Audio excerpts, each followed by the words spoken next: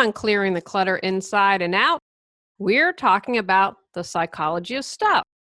How does your relationship with stuff as a child affect you currently? Can your brain be affecting whether or not you're holding on to things? Do we tend to collect more or release more as we age? Learn more about the psychology of stuff and tips to reduce your belongings as we end our month focusing on hodgepodge.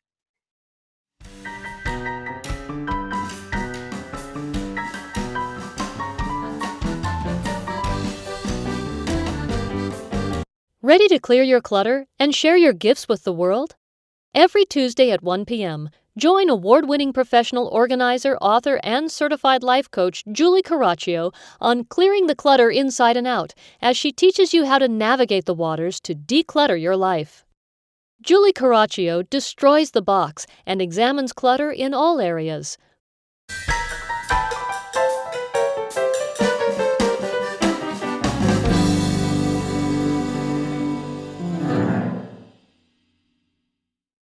Today's episode was inspired.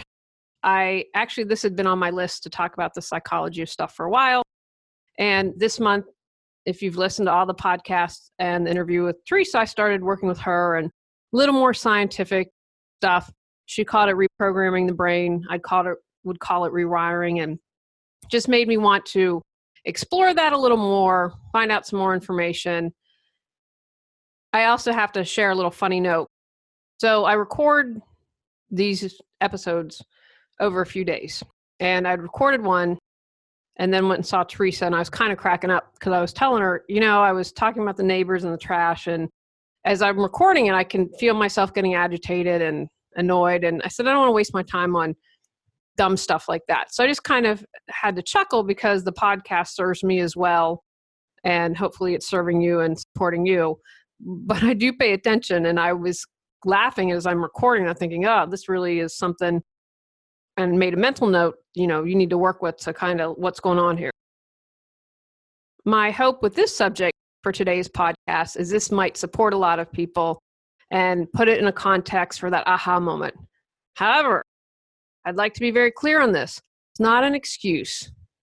It's to help with awareness, but not to be like, oh, my brain maybe collect the clutter. That is the exact opposite of what I'd like to happen. Sometimes our possessions become extensions of the self. I ran into this trap actually with what I did. When I finished my show, Reawaken Your Brilliance, I felt this hole because such a big part of my life and a part of my identity was doing the show. The same thing can happen with our stuff. We might use our possessions to show others, as well as ourselves, who we want to be and where we want to belong, and perhaps as our legacy. Some people might even say our essence lives on in what we once owned or made. Evolutionary psychology has shown that humans share the same inner need for stuff, a sense of self. So it's not surprising that psychological studies of our love-hate relationship with it have increased exponentially since the industrial age vastly expanded global access to consumer goods. This information is from an article from The Psychologist Online in the UK. A study by Ori Friedman and Karen Neary in 2008 showed that between the ages 2 and 4, kids make the assumption that whoever is first in possession of the object is the owner, regardless of whether they later gave it away.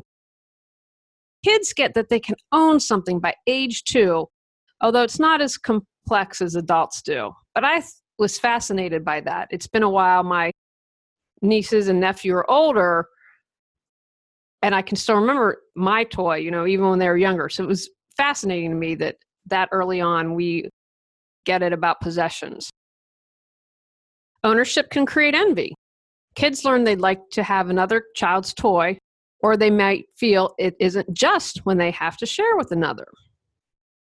In Jean Piaget's 1932 book, The Moral Judgment of the Child, observed that even babies express jealousy over objects, giving signs of violent rage, and that's in quotations, when a toy is taken from them and given to another. Bachelot and her colleagues in 2018 filmed 22-month-olds playing with their peers in daycare. Nearly a quarter of all sources of conflict were over possessions, where the child either defended his or her objects from another child or wanted to take the object away from another child. So early on, we're kind of wired. Again, not as an excuse. This is for the aha moment. Most kids experience an intense relationship with an attachment object like blankie. Studies show that many didn't want their special object copied or taking a non-original home. It's as if the kids believe their special object had a unique essence, a form of magical thinking that reappears in adulthood in our treatment of heirlooms, celebrity memorabilia, and artwork. I thought that was very interesting and a great connection that they made. So think about that. Are you that way with your heirlooms? Are you someone who collects celebrity memorabilia? How do you feel about your artwork? As children mature into teens, we see possession starting to act as a crutch for the self. In 2007, Lan Chaplin and her colleagues interviewed participants between the ages of 8 and 18 and found that materialism peaked at middle adolescence, just when self-esteem tended to be the lowest. Looking back on my life, oh gosh, junior high, ugh. But that's probably where it was most important for me to have quote unquote designer labels. It couldn't be a no name. It had to be a name. And I'm not like that now. And I really wasn't like that in high school, maybe a little bit, but I would say it was more intense for me in the junior high age. In a follow-up, materialism was reduced in teens who were given flattering feedback from peers to boost their self-esteem. The researchers said, giving children or adolescents a sense of self-worth and accomplishment seems to be quite an effective antidote to the development of materialism. I agree with that, and I agree that that supports adults too. That if you are challenged, have some reflection. If I say all the time, I believe we can reduce whatever's going on to feeling not good enough, not worthy enough, or loved. In the transition from adolescence to adulthood, it's the first car that often becomes the ultimate symbol of a person's emerging identity. In adulthood, as our lives unfold, our things embody our sense of selfhood and identity still further, becoming external receptacles for our memories, relationships, and travels. How much we see our things as an extension of ourselves may depend on how confident we feel about who we are. When Kimberly Morrison and Camille Johnson led European Americans to feel uncertain about themselves using false feedback on a personality questionnaire, for example, the consistency of your responses isn't high enough to construct a clear picture of who you are, they responded by rating their belongings as particularly self-expressive, as saying something about who they are. In a follow-up, those participants scoring highly in individualism, as opposed to collectivism, who wrote about an object that reflected their self-concept, subsequently scored particularly high on a measure of self-certainty. It's as if reflecting on our things restores a fragile ego. Think about that for a moment. Is there a possession that you feel represents you or has your heart and soul and that you would be devastated if you were to lose it? The results could help explain some of the behavior we associate with the midlife crisis, such as when a man having a midlife crisis finds a new Porsche. A related line of research by Derek Rucker and Adam Galinsky at the Kellogg School of Management showed that participants who felt powerless were more willing to pay for a silk tie and other high-status products. From a neural perspective, the absorption of objects into self-identity may be more than a mere metaphor. In 2010, Kyomi Kim and Marcia Johnson scanned participants' brains as they allocated objects to a container marked as mine, imaging that they are going to own them, or to a container marked with someone else's name. Extra activity was observed in the medial prefrontal cortex in response to the sight of owned items compared with control items allocated to others. The same area was activated when participants rated how much various adjectives describe their own personalities. Kim said, areas of the brain that are known to be involved in thinking about the self also appear to be involved when we create associations between external things and ourselves through ownership. Signals. As well as shoring up our sense of identity, our possessions also allow us to signal something about ourselves to other people. For example, in a romantic context, there's evidence for men using the purchase of showy items, in other words, conspicuous consumption, as a display of status and availability to women. Conspicuous consumption can also convey status and importance outside of romantic relationships.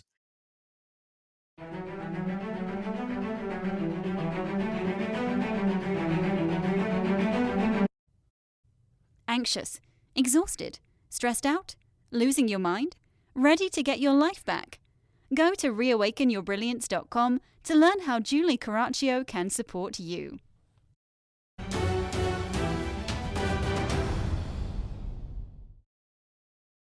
A study at Tilburg University showed that people wearing a luxury brand shirt, such as Tommy Hilfiger, were perceived as wealthier and higher status than people wearing a non-brand or non-luxury shirt.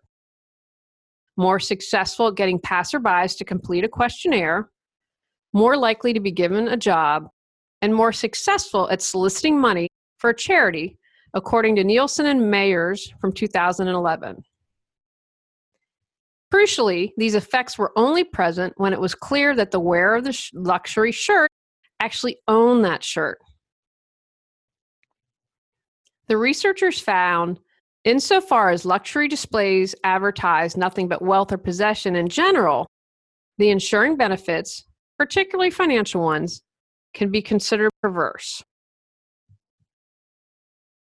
Like a uniform, our possession of specific objects and brands can also signal our membership of social groups, both to others and to ourselves.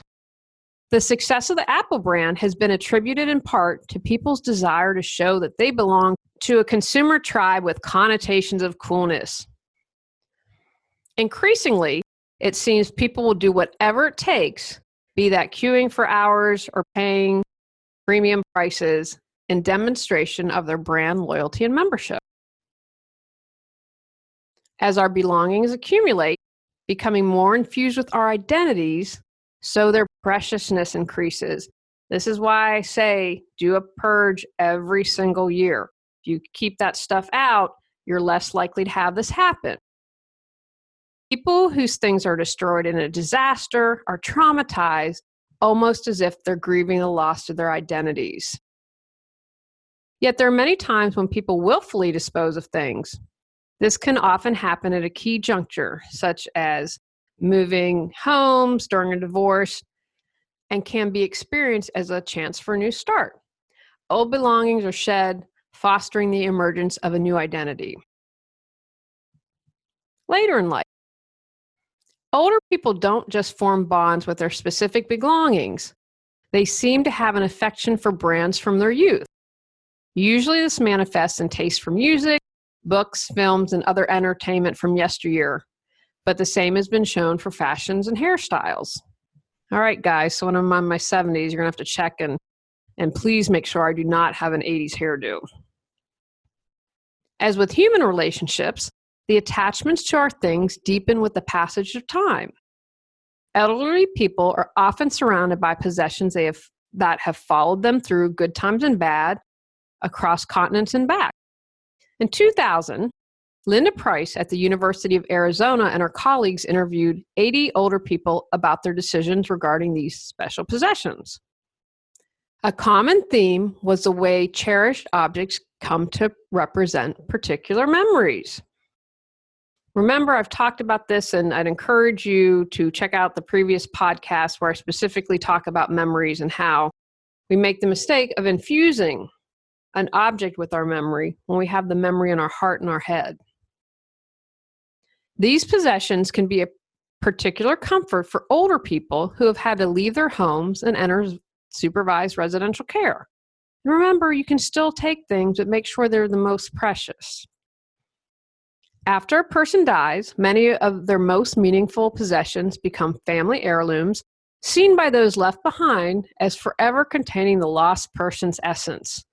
This idea is also seen in the behaviors that follow the death of a celebrity. In a process that Belt calls sacralization, possessions owned by a deceased star can acquire astonishing value overnight, both sentimental and monetary. I believe when Michael Jackson died, he was in some crazy multi-million dollars of debt, and overnight everyone wanted to buy things, increased in value. His children benefited from that. How can what happened for you as a child translate into holding onto stuff now? Here are some things to think about. You might not have all the answers you need. For example, I was able to shred a box full of stuff from real estate and accounting. I checked in with experts about that, checked in with the accountant. What can I get rid of? And she's an expert, so I trusted her advice. So if you don't have all the answers you need, is this picture really an antique? Was it really part of the family? Get the answers you need, and that might allow you to release things. Sometimes people feel they need to have the permission to let go of stuff, especially if you had trauma as a child. I've worked with several clients who have held on to things. They've been in boxes for years, and they're afraid to let them go. And sometimes, in one particular case, parents had passed on, and this older client really was like seeing a child again, waiting for permission to be able to do that. What I have always told clients, and I believe truly, when someone passes, they are on to a different life. They have shed their earthly body, they've shed their positions, and they want you to be happy. And they will honor and trust. They will be fine with your decision. They have moved on. Try not to get caught up in the guilt and feeling like you're doing something wrong. And I know that can be challenging. But that's something I truly believe. They've gone, they've moved on. All this earthly stuff isn't even a thought for them now. Some people just don't know how to get rid of stuff. That's where someone like I come in. Hire a professional organizer. Can read a book, listen to a podcast. That's why I do those Facebook masterminds, give you kind of an injection, get a class, this coaching, boom, and then you can do this on your own.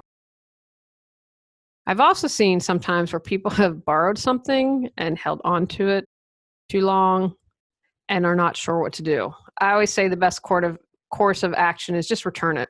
We've seen those stories where they returned a library book 50, 60, 70 years down the road with fine. And if anyone says something, just trust you'll be able to handle it. Most people will be surprised, maybe laugh it off. No one's really going to get bent out of shape. So if you've borrowed something, let it go. Out of sight, out of mind. They can't see it. They don't need to deal with it. That's why, again, I'm such a big fan going through everything you own. I make a list of each item in the room and then take it piece by piece. Do it step by step, and that adds up to getting everything done.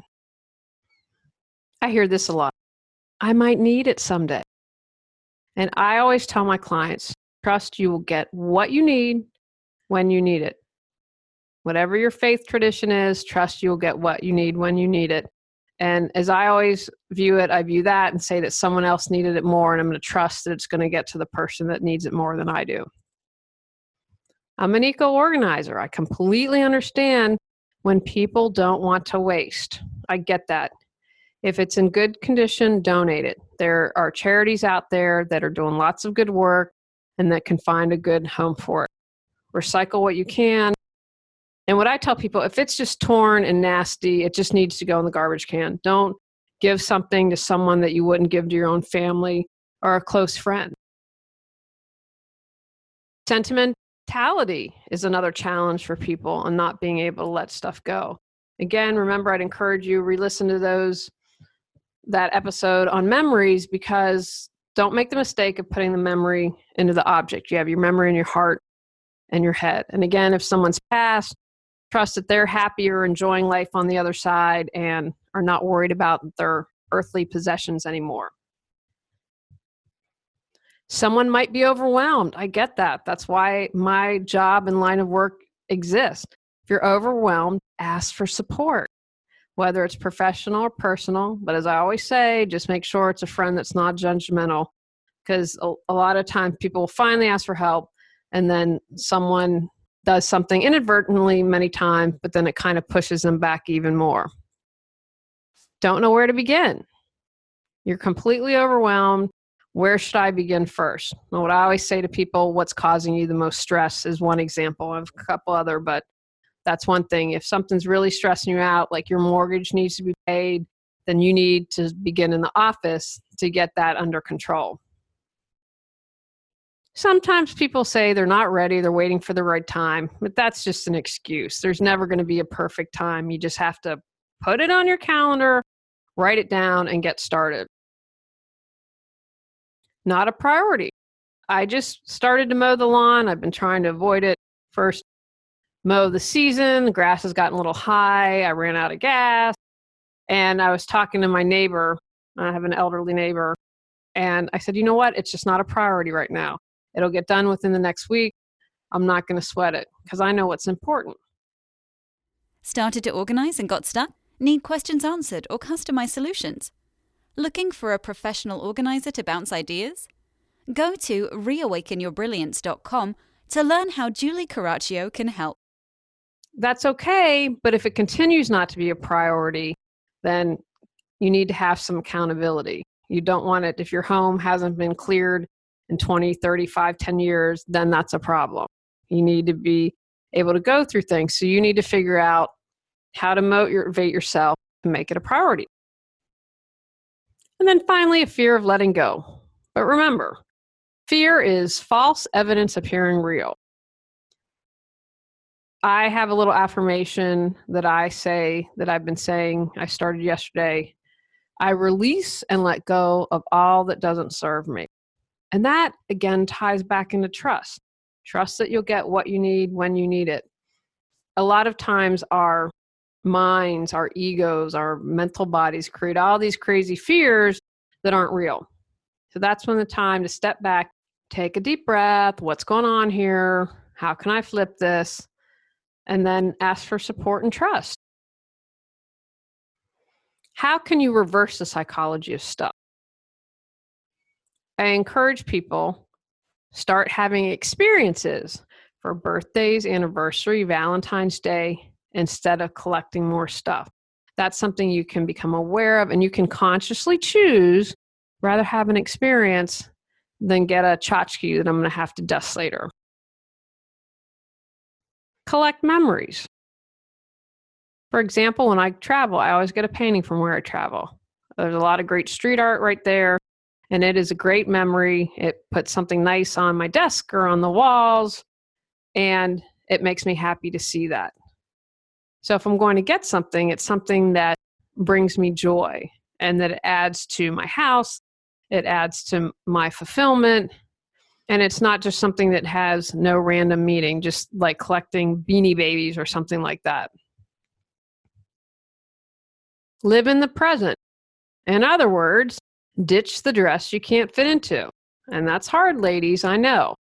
Two of my most challenging areas are books and my closet. I did a really great job. I was really proud of myself for letting some stuff go. It was a challenge because it was really nice, but I'm never probably going to be that size ever again. Retrain your brain. Check out the Psyche interview. Check out the Bruce Lipton interview. There's EFT, EMDR. There are lots of things out there that can help you reprogram, rewire, and retrain your brain that will support you in clearing your clutter. I've mentioned really briefly at the beginning of this episode, the neurological response, what lights up when we have these feelings. That might be a part of what's going on for you. So investigate that a little further. See what things like EFT I've used before is really good, and find out something that can support you into rewiring your brain. Begin to build better habits. You're listening to this podcast right now, you're watching this YouTube video, you have an awareness now. So you can make a conscious choice. Doing nothing is a choice. Putting it off is a choice. Just remember that. So you can begin to build better habits. Okay, I'm going to, for my anniversary, ask my husband to spend the day with me instead of having him buy me a present. Made a conscious choice. Where else can you make those little choices to make a difference? I'm not going to buy anything not necessary while I'm decluttering my home. So that means you buy food. If you need to buy soap, you buy that, but you don't buy new clothes. You don't buy new books. You don't buy new games. You make a conscious choice to do that. And finally, get support. We all have our areas of expertise.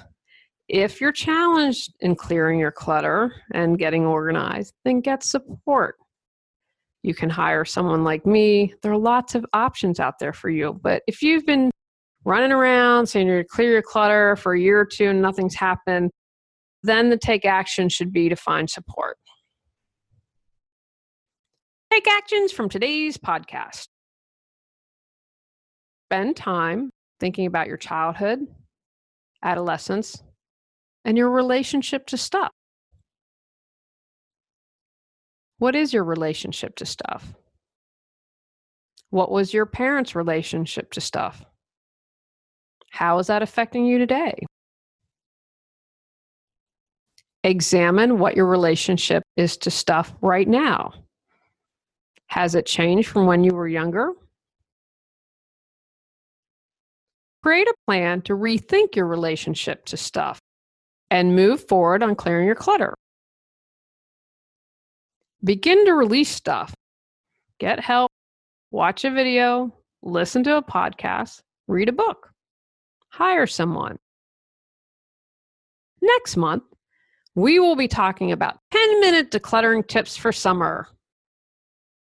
Go out, clear the clutter to create the life you choose, deserve, and desire. Ready to live a more joyful and fulfilling life? Sign up for our newsletter and receive a free copy of 10 Steps to Clearing Clutter Inside and Out. Learn more at reawakenyourbrilliance.com. If you enjoyed today's episode, please rate and review Clearing the Clutter Inside and Out. See you next Tuesday at 1 p.m.